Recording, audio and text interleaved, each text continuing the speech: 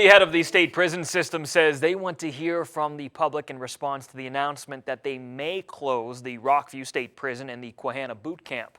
More now from Gary Sinderson. In recent years, the number of inmates has dropped in the state prison system to a near 82% overall capacity. If Rockview and Quehanna were to close, there would still be space available. If a decision is made that these two facilities would be closed, we're looking at potentially less than a 90% capacity in our male facilities and less than an 80% capacity in our female facilities. Pennsylvania Secretary of Corrections Dr. Laurel Harry Monday testifying at a state legislative hearing.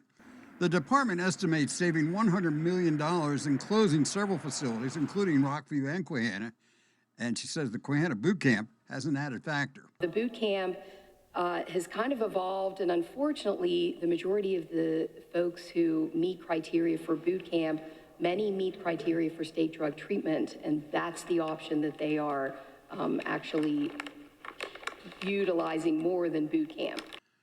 Rockview State Prison is surrounded by nearly 5,700 acres of state land. SCI Benner is next door, but what happens to that property if Rockview is closed? Rockview, that's the part I'm talking about. We'd have to maintain a certain acreage because of the utilities and the reservoir that runs in between the mountain gap across the street from Rockview, basically. And that also feeds Benner for water and some of our forestry programs located over there. The Department of Corrections officials stressing Rockview and Quehanna's final futures are still to be decided. The closings are a proposal that came from a steering committee which made them recommendations based on a number of issues. And for those who have something to say, now is the time to do it.